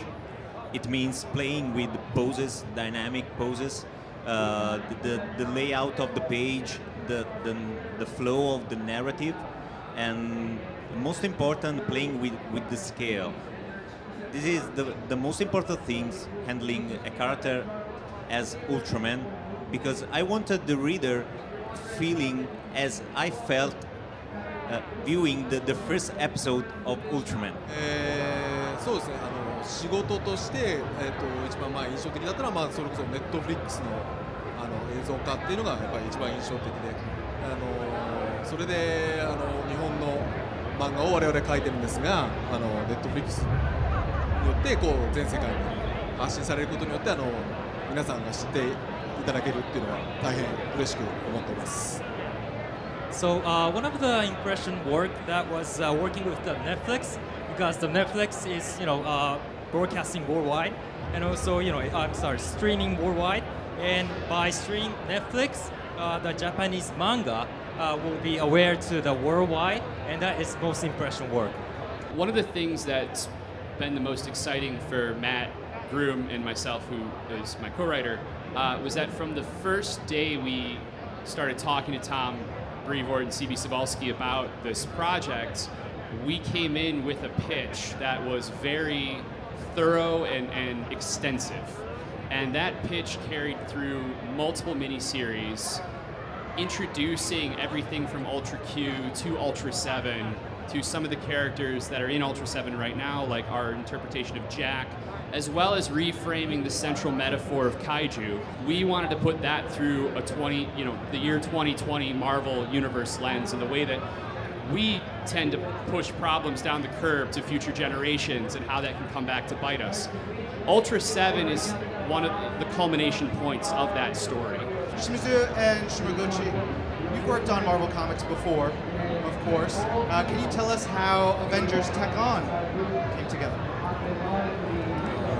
10年ぐらい前にもうその企画が動いてて、その時に声かけていただいたのがきっかけで、ありがたいことに続投させていただいてやりました。So the project itself actually started from 10 years ago, but it didn't really make it happen. But after 10 years, still, he's involved and he's very honored about it. Kyle, you've been teasing it. You've been hinting at it. But next year, there is going to be a spectacular crossover miniseries between Ultraman and several Marvel superheroes. Please tell us what's got you so excited about this series. Marvel is multiversal, and so are a lot of our readers. And so the idea of some of these really one-of-a-kind, large-scale Marvel Universe threats also looking in a more multiversal direction, without spoiling who and what and where. Well, no, I can say where. It's in the Ultraman universe. Some of those threats might be coming in a new way. I'm getting word that we are not alone here. Oh, no. We need some protectors on this stage. I believe the Ultras are here.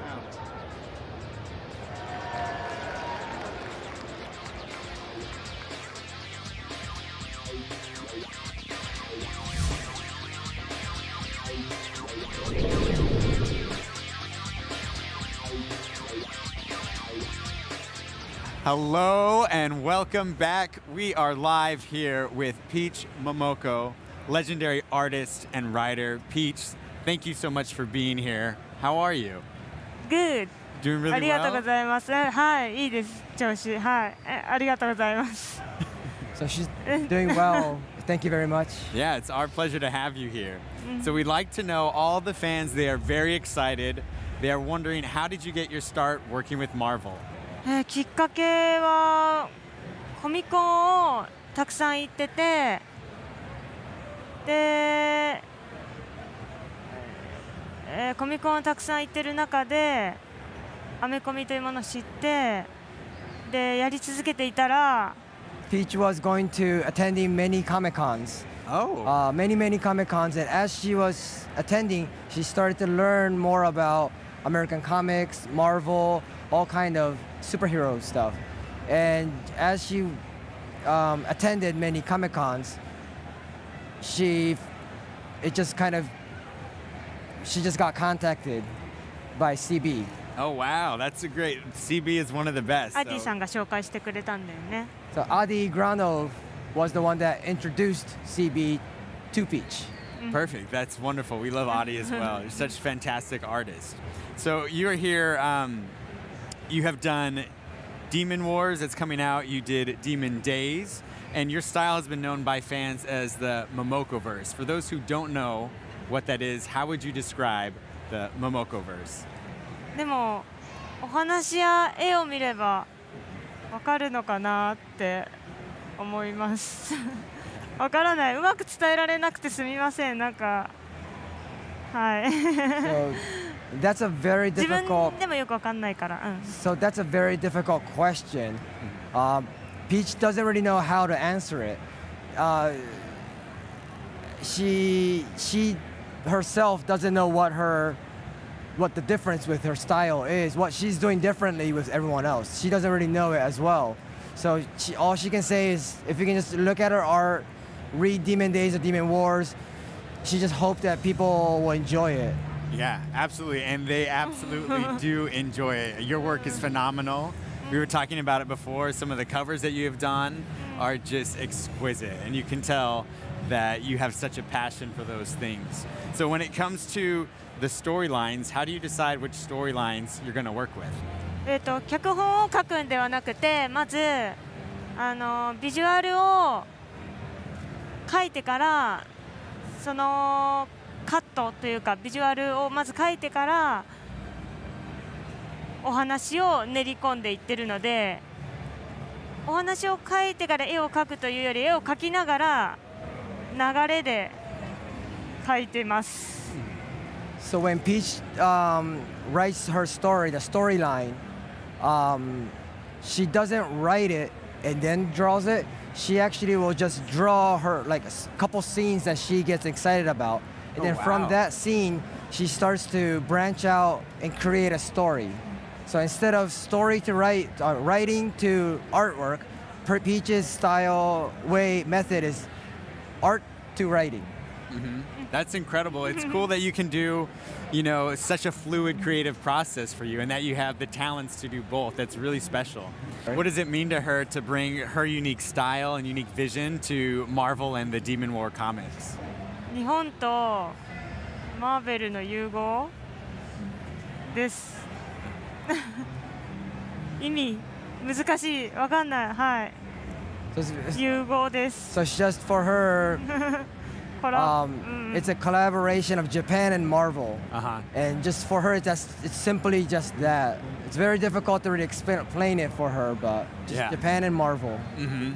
Yeah, well, I think you do it so well, and people love how you take your Japanese folklore inspiration and you blend it with our favorite Marvel superheroes. So once again, we just want to thank you for joining us today. It's been an absolute pleasure speaking with you. Thank you, Pete. Thank you so much. You're welcome. ありがとうございます。 Hi, my name is Nelly, and this is Abigail. And we are here at New York Comic Con. I'm dressed as Spidey. And Spider-Gwen from Across the Spider-Verse. Yeah, we decided that this was definitely the year to try to pull this back now that the con is back and in full-fledged. And we're really excited to see all the cosplayers and all the Marvel content, so we're really excited to be here today. This is our first Comic-Con together. We actually met because of cosplaying, and so that's why we decided to come together in our matching costumes. And she did my hair this morning. Hi, I'm Carrie. Hi, I'm Vichitra. I'm Winter Soldier. I am Captain America, Stevie Rogers. We are best friends in real life, so we wanted to be best friends in the Marvel Universe. Yeah. What are we doing here? What's going on? Where are we? Comic-Con? Yes. This is great. 2022. We're excited to see all the cosplay, all the Marvel characters, and just kind of hang out together.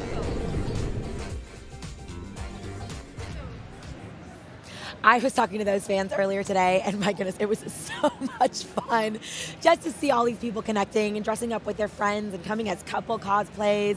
But anyways, welcome back to the Marvel Live Lounge presented by Target. We hope you enjoyed a few of those interviews, a few of our recaps of what has been going on yesterday, today, the many days before. I love watching that Peach Momoko. That was so great. I can't wait for that. Yeah, she is absolutely one of the sweetest artists out there, and her art is just like we all know. Incredible. We're all fans. You all know too. Like she's on another level, another verse. And we've been talking about how crazy the fan lines have been for her this whole entire time down that south. 1,000%. 1,000%. Well, Mikey, we love having you here. No, we're not. Not yet. I know. Say if you want to. No, you don't gotta go anywhere. It's a big celebration, of course, the last day of New York Comic Con. Yeah. So sadly, it's time to go. But like, just thank you both. As for me, just everybody, it's been so great. It's been an honor to work with you. For everybody watching at home, thanks for sticking with us. It's just been a delight. And so till next time, see you on the flip side. Yeah, I don't think we're done with you yet because I think we have a Wonders of Xandar booth. We do. We had other stuff with Great Fish, but this Wonders of Xandar booth that I believe. So I think we're gonna send you back in time. I can do that. Yeah, all right, I'll do one more trick. One One more trick before the weekend is over. All right, let's watch.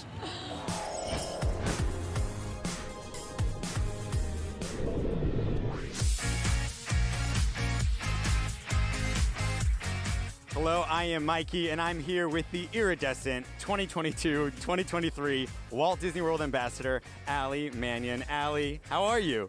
I'm doing so great. I'm so happy to be here at New York Comic Con. So what can you tell us about the Wonders of Xandar? At our Wonders of Xandar Pavilion, which our friends from Xandar have built here on Terra, you can learn all about Xandar, about the culture, about the people, about the Nova Corps. But here, we're going to flip that. So now our friends from Xandar want to learn all about Terrans. So if our friends bring some sort of tangible item, something to exchange, they'll partake in a cultural exchange with our Xandarian ambassador, and in return, they will receive a galactic credit that might be useful as you explore the outpost. May I possess the galactic credit? Wow, this is truly special. And then what can a guest use this for? Anything really Xandarian is what it is useful for. I will say, I'm hearing rumors that some of our guests are being let into the break room, the Xandarian Ambassador break room, and I hear there's a Zarg nut vending machine in there. So it might be useful to keep that galactic unit close by, that galactic credit. Awesome. So if I give this to you, then maybe I'll get some Zarg nuts, is it? Okay, that sounds really great.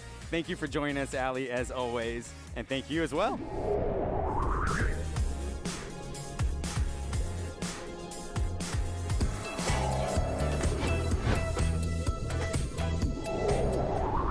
Welcome, welcome, welcome. I am here with Simon Spurrier, one of our Marvel comic writers.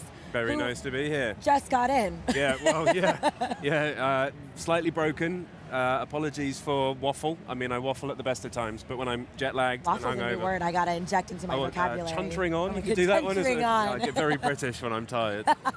Well, I mean, I know you kind of just stepped into the Comic-Con, but what's the environment been like so far?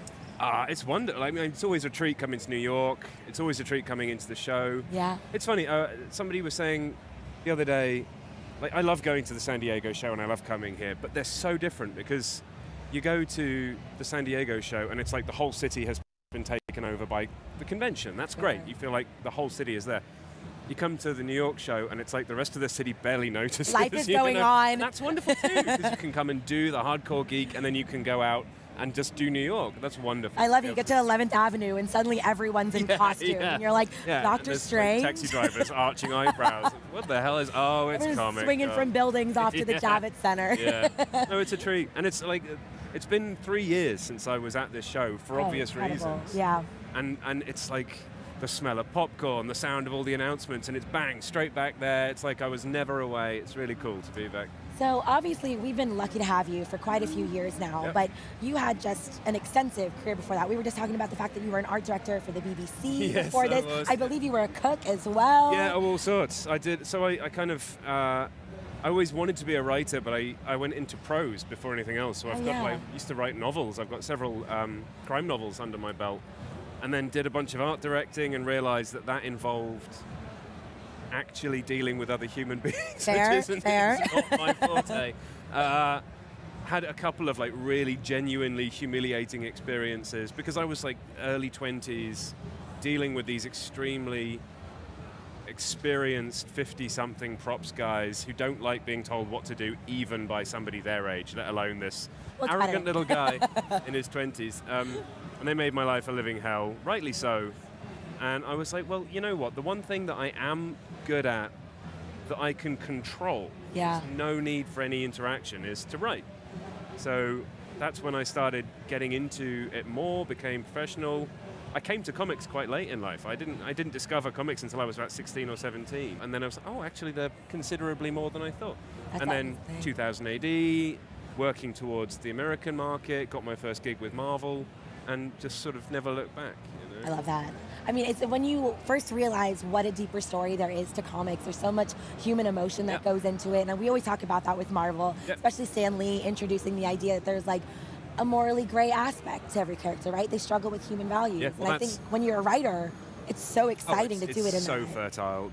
We talk a lot about the sort of internal and external conflicts. Yeah. People, when you read, especially a superhero comic, you're seeing lots of action, you're seeing lots of violence, you're seeing lots of characters interacting, but generally speaking, the themes, the arcs, are about characters dealing with internal conflicts, and that's the stuff that moves you in a way that the action... So let's talk about how that fits into some of the characters that you write for Reign of X, Legion of X as well, which is a very new one that I'm very excited about. How does all of that inform the process of how you go about your characters? And I mean, you chose Nightcrawler, my friend, so I already know where it's coming from. Kind of wonderful. I mean, I gravitate towards characters who are complicated and nuanced. I was given a brief when I first came into the sort of the current X office, the era of Krakoa. The brief was, John Hickman has set up this moment where Nightcrawler talks about having to create a new mutant religion. That seems like your sort of thing, Simon. Off you go. So it was a heavy brief to deal with, and that's why the book and its successor, Legion, so that was Way of X, now we're doing Legion of X. They're sort of like seasons in a TV show. That's the way I mentally arrange it. So it's sort of heavy themes, but it's always characters doing thoughtful, interesting, unusual stuff. I mean, I'm a weirdist. I love doing weird stuff, and so the characters I use tend to be the weird ones. You're around all of the best people then.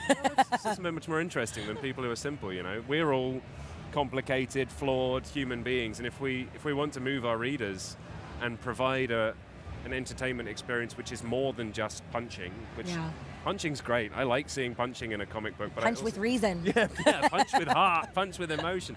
And those are the characters that do that. You know, Nightcrawler's very interested in ideas of ideology and faith and morality and religion, which is clearly the heart and soul of his story and the books I'm doing with him.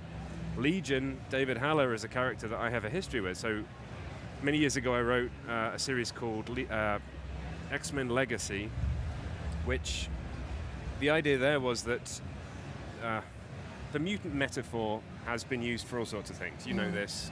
It speaks to racism, it speaks to xenophobia, it speaks to homophobia, it speaks to attitudes towards othering in all sorts of lives. It's a very useful and beautiful narrative metaphor to play with.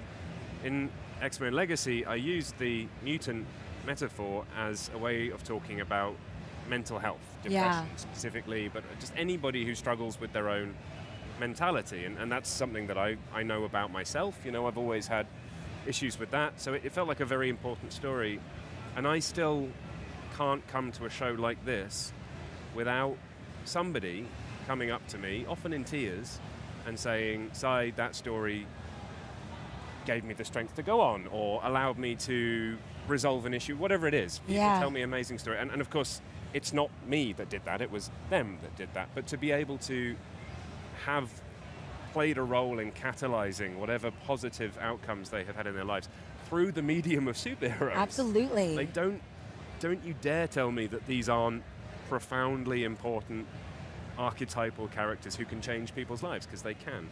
And that's something that I will always be ridiculously proud of. You know, I can go to my grave knowing that I have helped people. I've made people feel better about themselves, which is a great thing to be able to say. Anyway, I'm waffling. No, I told you I will jet lag. I mean, I won't cry today, but I think we are very lucky to have you and have people who are willing to put that into our stories and like give us an outlet to feel those emotions. Well, and as I always say, and as I've just said, it's not me. I love telling stories that are about things, and if people are able to take those stories and use them to help themselves, then that's their strength. That's their wonder. Then I hope you meet someone in a Nightcrawler outfit on that floor today. I hope so too. I know you got to get your steps in. I know it's taking up your time, but thank you so much for coming here to talk with us.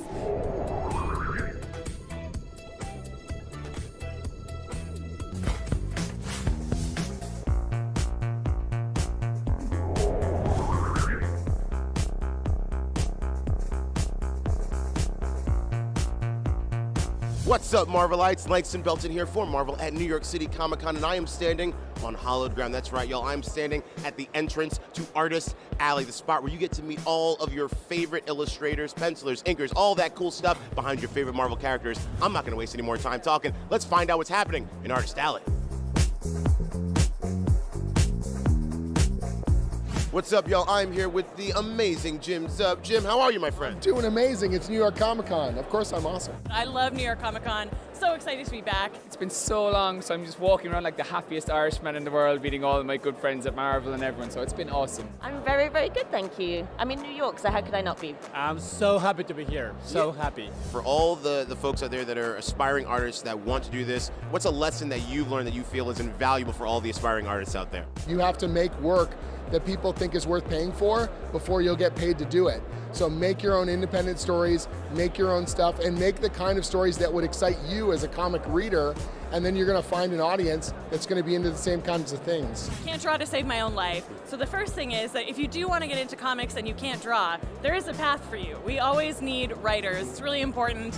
The second thing is, don't be precious, be collaborative. The best thing about making comics is that it's not a solitary venture for you as a writer, the way that writing like a prose book is. You get to collaborate with all these amazing artists who have so much talent, so many brilliant ideas. Like, use them, rely on them.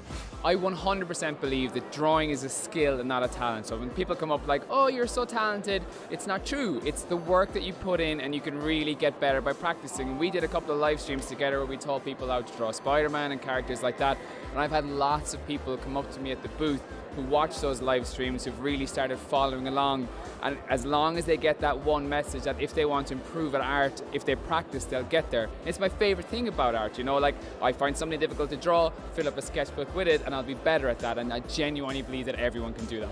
To be honest, it's ridiculous when you walk around all the creators who are here, where any one of them would be like a headline person at a con. You're like, that person, this creator. So that's incredible. I keep walking around and getting really distracted. Like, any journey takes 2 hours because I'm like, oh, hi, oh, wait, I love you, oh my God, hey. So yeah, that's been a really, really cool thing about it. I remember myself as a kid being drawing, always drawing. But now it turns to be also my day job. And that brings a lot of responsibilities that you are not aware always, you know. The best advice, I think, was to hear that this is something that you love, but it's your job too. Mm-hmm. So keep it and take care of it as it is. We get to do this stuff because you readers buy the books, because you support what we do, and you love the characters as much as we do. The Marvel Universe keeps going. So thank you for all that you do. Thank you, and thank you for all that you do. My pleasure. Truly a wonderful time hanging out with all the wonderful creators behind our favorite Marvel characters. But listen, if you're not here, please go to marvel.com/NYCC to get all the information about all the cool things happening here at the convention floor, and get at us on social media using that hashtag MarvelNYCC. Until next time, I'm Langston, and this is Marvel, your universe.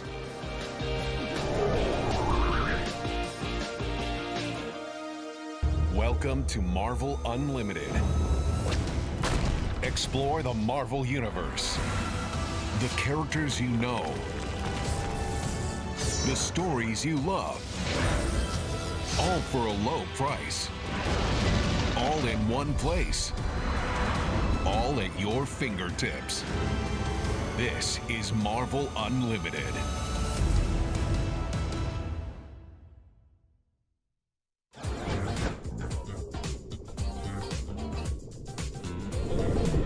Hi, I'm Errol, and this is Francesca. And we're at our first Comic-Con. We're just so excited to be here, see everybody dressed up, and experience Comic-Con. Hi, my name is Sam. I am 70s Wanda. I chose 70s Wanda because honestly, it's the cutest one. It was my favorite outfit besides Scarlet Witch. I'm here because I didn't get to come last year, and it's so fun to see everybody. I really just like coming and seeing all the cosplays. Everyone does such a great job, and everyone looks so amazing. It's so nice to meet everyone here, and I hope everyone has fun. Hi, my name is Junior. I'm from Bronx, New York, and I'm incredibly stoked to be here. I want to meet Kevin Eastman, so many artists that I want to meet, Donnie Cates, Ryan Stegman. This is a blast, and I'm having a great time. I'm excited for cosplay as well, and the last day, so I'm going to make the best of it.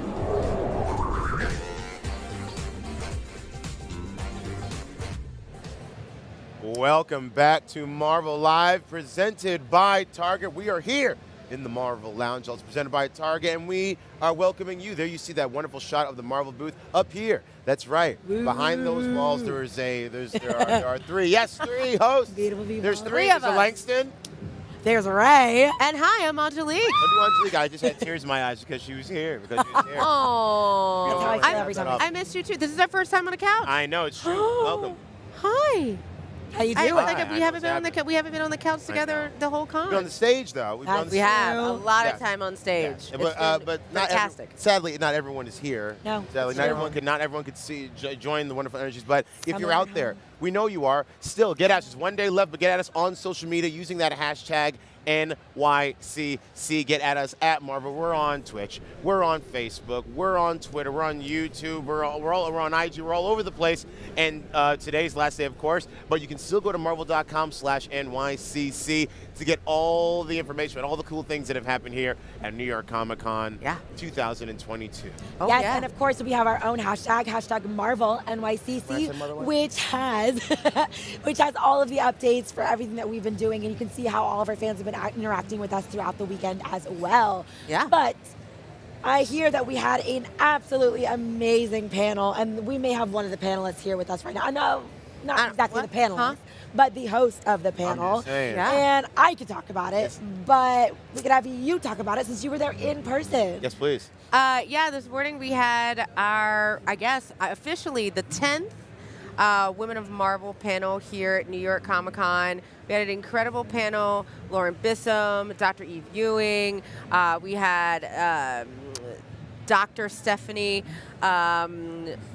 Phillips and Erica Schultz. And, of course, my two co-hosts of the Women of Marvel podcast, Ellie Pyle and Judy Stevens, and we were really talking about the new season of Women of Marvel that's coming out, which talks about the superpower of mentorship, but also mentorship in our lives, as well as we made a couple of announcements.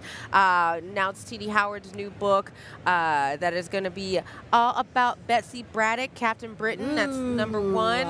We also announced Rogue and Gambit number one. Oh, that's my favorite. We got a chance to talk about Millie the Spy, and for folks who know, Millie the Model is one of Marvel's oldest characters, and now she's gone on some spy adventures available in Marvel Unlimited.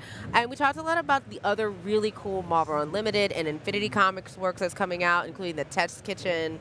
Ellie was really talking about that. It's a really cool comic where Tony Stark's personal chef makes these actual real meals, and there's a 5-star Michelin chef makes these meals, puts the recipe out, and you can actually make those meals with them. And That's so, cool. right? Yeah. And so it was really great, and we had a packed room. That's awesome. Yeah. I want to ask you, because you've been working. The podcast is so awesome. What has it been like with the fans when you come here? Yeah. What's the fan reaction like? Because we haven't been back in New York Comic Con for a while. So what's that been like? It's been really great because some folks have been listening to the Women of Our podcast. We've got over 250 episodes, right? So some folks have been there since day one, years and years and years ago. In about 2014, they've been listening since it's been recorded in a closet at the old Marvel offices. Some folks are brand new and they started binging during the pandemic. But one of the things that we really loved is that our audio team, shout out to the audio team, kept working during the pandemic. We came out with 2 seasons during the last couple of years, and we managed to make it happen all digitally. But the great thing about it is the Women of Marvel keeps expanding, right? We also had Women of Marvel Anthology. Shout out to editor Sarah Brunstead, who is the editor on that. I also consulting edit on that anthology, as well as our first Women of Marvel trade paperback in a while. And so it's been really great. And then folks like Mackenzie Cadenhead, who's still been doing Asked and Answered with folks to get out those articles and talk to our Women of Marvel. And we got a chance to also talk about Super Visible, gotta say it, a book that's coming from Margie Stoll and our co-host Judy Stevens that's talking to all these incredible Women of Marvel. And so while we've kind of all been out, we've been doing a lot of work, man. And I'm saying, I start sweating just thinking about all the stuff. But again, one of the great, it's a lot of work, and we're so proud of you, and we're so happy that it's continuing and continuing to expand as well. Yeah. That's the most awesome thing. But one of the other awesome things about Comic-Con is the cosplay. Yes. Come on now. We've seen a lot of great cosplay. All right. Sorry, got put you on the spot. Favorite cosplay you've seen here at the convention? You gotta pick one. You gotta pick one. Look at this. We're looking at some of them right now. Honestly, hella. I had so excited to see her in person. We had so many functioning Iron Mans whose faces lit up. Incredible Logans and Wolverines. Also the Venoms. Oh yeah. The Venoms this year. Oh, the creativity on the Carnages and the Venoms with their has been arms. absolutely amazing. Did you see the Venom Spider, the kid who's the like punk rock Venom? That was incredible. Then you see, of course, my favorite, the Silver Centurion, my favorite Iron Man suit, and that's the cool thing. So good. There's always deep cuts, right? There's always references. Everyone has their favorite very specific, maybe their favorite specific costume or iteration or even panel, and people have recreated or a story arc. Yeah, right? exactly. And I love the fact, or they knew that was that particular artist. Or also the crossovers. I mean, we saw a Star-Lord T'Challa yesterday as well. I love it. What if? The ingenuity.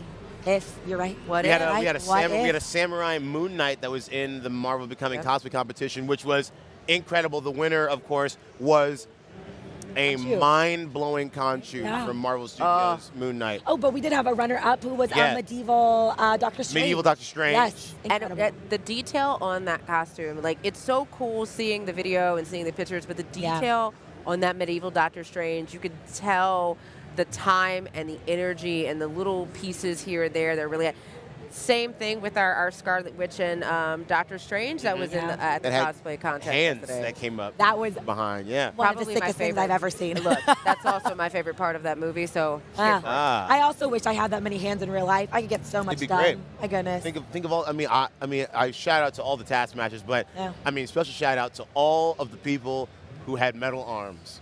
Because that's not easy. To have one arm, in case there was a cable who had not just shiny arm, but shiny pouches. Oh yeah. But very shiny pouches. I mean, so many people had there were so many Buckies and Colossi and people Colossi with. Is that the proper way to say it? Colossi? I would hope. Men things and Colossi. No. So the whole thing is just you think about again. These people are coming here to celebrate their love of these Marvel characters, and it can be constricting. So. Oh my goodness! There's even more contests that we haven't even seen that we should go. You know what? We've been talking about it. That's true. We should just go on over to it. I want to see it. Visual images.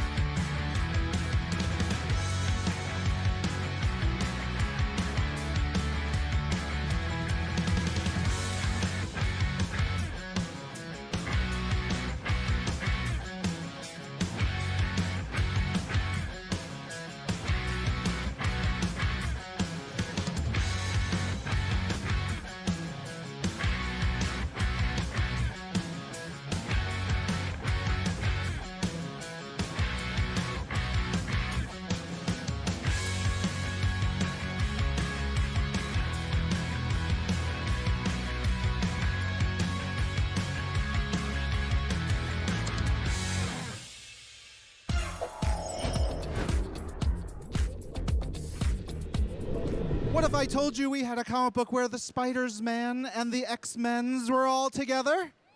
Oh, that would be pretty cool. It is called Dark Web, and we're going to talk about it here. And I want to bring up the creators of Dark Web, Zeb Wells, the writer, and Adam Kubert, the artist. Come on up, fellas. You guys are doing the Dark Web #1, of course. Zeb, you've been writing Spidey comics for consecutively now for what, like 2 years-ish? Couple years now. Yeah, it's been pretty fun. Tell us a little bit about where Spidey is in his life, in his career, in his happiness, in his sadness. Well, he's pretty sad right now. 6 months ago, which we haven't revealed what, but he had an adventure, and it got a little saucy with the rest of the Marvel Universe, so they're not on speaking terms. And so we've got depressed Peter right now, which is a good Peter. That's a fun Peter. Yeah, it's a very fun Peter, but hopefully we'll see some good stuff in the future, and then you can make him very depressed again. Yeah, that's the goal. That's the goal. Adam, you've been doing some Wolverine stuff, as you are wont to do. How much fun is it to draw Spider-Man for a little while? Spider-Man has a type of body that has to be spot on. He's not overly muscular. He's not, overly skinny. It's like he's just right. And if you don't draw him just right, it doesn't look right. So. It sounds like he's describing Zeb Wells. All the abs, all the muscles. Between drawing the Spidey costume or a Wolverine costume, do you have a preference? I always lean in towards Wolverine because I like drawing that character. I like that type of character. No holes barred. He's a loner. A lot of texture to him, which I really like. Interesting answer for our Spider-Man Q&A, Adam. Of course, we've got to have villains. We've got to have antagonists in Dark Web. Anybody out there a Ben Reilly fan? Nobody? What, two people like Ben Reilly? We got a couple out there. We're getting some Ben Reilly love out there. Great. Which is great because you've done some terrible things. Yeah, I have. I'm sorry. I apologize. Ben Reilly's a villain right now. I thought it would be interesting to see Peter Parker and Ben Reilly go head-to-head, see who comes out on top. So Dark Web's got a lot of that in there. Who's the better Spider-Man? Yeah. What other characters will we see in Dark Web? We've got the X-Men, the entire X-Men crew. We have Madeline Pryor, the Goblin Queen. We have Venom. Al Ewing is doing some great crossover issues, him and Brian Hitch. And I think that's about it. Cool. Adam, you've been drawing Marvel There's actually a few more. You can count how many characters are by how many bags I have under my eyes. You're right. I did write. There were a few more characters in that issue. Adam, you've been drawing Marvel comics for us for a while. Are there any characters in Dark Web you've never drawn before, aside from maybe the newer, like the characters you were really creating in the series? Well, Ben Reilly I've never drawn. Chasm I haven't drawn before. I loved revisiting Venom. That was, I've drawn him before. I love all the veins and all the muscles. And, when I drew Hulk, not that I'm going to get sidetracked, but when I drew Hulk, my brother used to call it Adamatomy, because you can make it up. And that's kind of how I feel with Venom. So it's a lot of fun drawing. And it just took a little while for me to get my feet under me after having been on Wolverine for a couple of years to be thrown into, a whole bunch of characters I haven't drawn in a while. Very cool. Of course, Dark Web Alpha. Put it on your Marvel pull list for December. Follow the story in the pages of Amazing Spider-Man and many more. As you mentioned, we've got Venom, lots of cool books that are going to tie into it. And now everybody can come over. We're going to do a signing. Let's get this party started right now.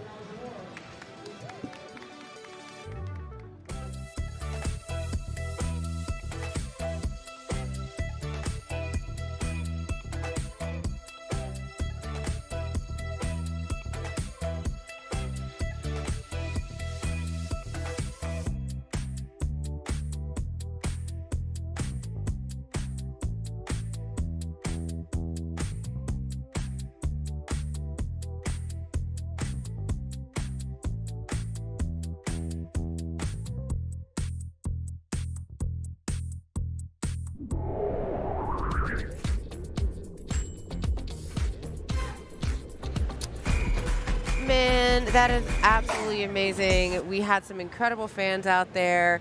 Folks were getting a chance to support their friends, and they put it up on social. True. Using the hashtag Yes. Marvel NYCC. I also want to be a big shout out for all of you who are watching this on Facebook, who are watching it on Twitter, who are seeing the clips that are coming out on Instagram. Make sure you're in the comments telling you what you love. Also, a special shout out to my mom and dad who are watching this right now on Facebook, sending me screenshots. Yeah, I saw it. Y'all are awesome. But it's really awesome what we've been able to hear from the fans and what everybody has really loved. How's it been for y'all? Well, I mean, the coolest thing that people are hearing is I know some of my friends are here. So I have some friends across the country that couldn't be here, unfortunately.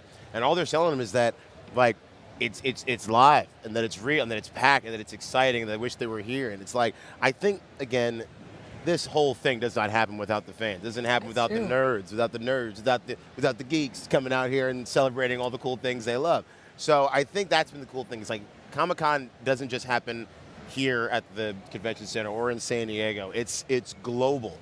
The eyes of the world are on what happens at these convention centers and these characters and properties and movies and shows and podcasts that they love and stuff like that. So, I mean, that's the coolest thing about it. It's a global event. You feel like you're part of the world for 5 days. You really do. Yeah. And I've gotten to meet so many friends that I've known perpetually online for years who've been like, Ray, and I'm like, I know your face. I know your handle. Remind me your real life name really quickly.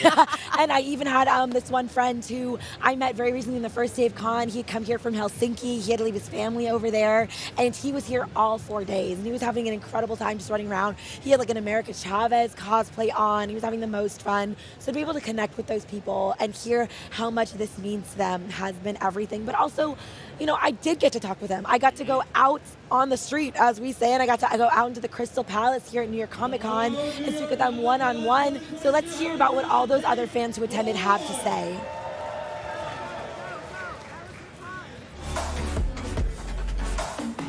It's like the toss happened right now is... Hi, what's up, everybody? My name is Tyreek Davis. I'm currently my Captain America, Sam Wilson Captain America right now. Cosplay. Loving it here, NYCC. It is literally my first time here ever at NYCC. Third time here in New York ever. Like, honestly, I love it here. The vibes are amazing. Hi, I'm Catherine Mora. I'm David, Midwest Avenger. And we're here at New York Comic Con 2022. David, tell me, what are you looking forward to the most at Comic Con? Having Sebastian Stan see if he can still punch this shield as hard.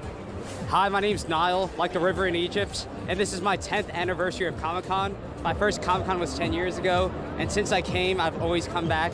I'm looking forward to getting one of my favorite comics, Spider-Man Blue, signed by Jeff Loeb and Artist Alley. Honestly, I've been mostly just looking around the show floor, just looking at the Marvel pop-up that they have, trying to find all those Marvel Funkos, you know? The wax figures. Oh, like, yes. Come on. Yes. And Necessary photo op. I mean, and also, I don't know if you saw, there was a Jane Foster costume on display. And Moon Knight as well. And Moon Knight as well. We got the best of the best of Phase 4. Oh, absolutely. And I think that's the only way we can wrap this up. Signing off from New York Comic Con. Bye.